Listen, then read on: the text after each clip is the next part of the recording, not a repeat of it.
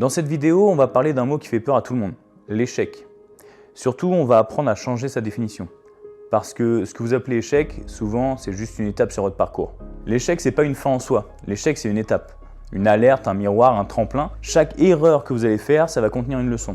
Et chaque chute que vous allez avoir, ça va vous réorienter. Les meilleurs, c'est pas ceux qui n'échouent jamais. C'est ceux qui tombent, qui se relèvent avec plus de force et plus de clarté. En même temps que l'échec, vous avez une phase qui s'appelle aussi la non-réussite. Là, c'est le moment où vous n'avez pas encore échoué, mais vous n'avez pas encore réussi non plus. C'est la période lente, floue, frustrante que tout entrepreneur, tout investisseur connaît. Vous stagnez, vous doutez, vous vous demandez si ça vaut le coup. Et c'est là justement où vous allez faire la différence. C'est là justement où la majeure partie des gens abandonnent. Ceux qui persévèrent dans la non-réussite, c'est ceux qui finissent par atteindre leur vraie réussite. Et pour ça, je peux vous donner des milliers d'exemples. Par exemple, Michael Jordan, il a été viré de son équipe de basket au lycée. J.K. Rowling, qui a fait Harry Potter, elle a été refusée par plus de 12 maisons d'édition. Vous vous rendez compte ? Walt Disney, par exemple, lui, il a été viré pour manque d'imagination. Aucun n'a réussi du premier coup, mais ils ont tous utilisé leur échec comme démarche. C'est ça la résilience. Et je vais vous donner un exemple encore plus parlant. Avez-vous déjà vu dans votre vie un bébé qui avait abandonné d'apprendre à marcher ?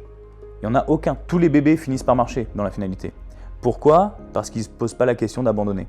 Ils y vont, ils essayent, ils s'améliorent, ils progressent et dans la finalité, ils atteignent l'objectif, ils marchent. Et bien, vous devez faire exactement la même chose. Vous devez continuer jusqu'à votre succès. Pour conclure, rappelez-vous que tout ce que vous croyez, vous le devenez. Vous n'êtes pas ce que vous avez raté dans le passé, vous êtes ce que vous choisissez de construire dans le futur. L'échec, il ne vous définit pas, il vous prépare.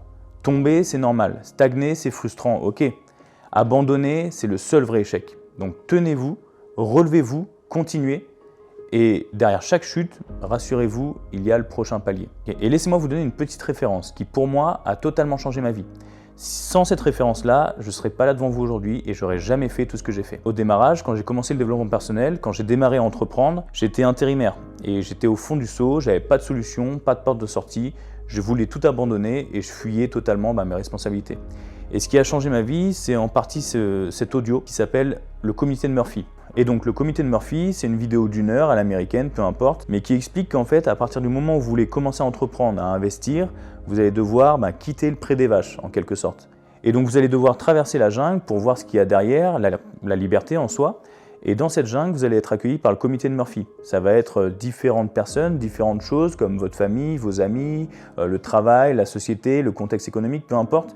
Mais tous ces facteurs-là vont faire tout leur possible pour vous faire abandonner. Et la résilience, c'est justement continuer d'avancer malgré toutes ces difficultés.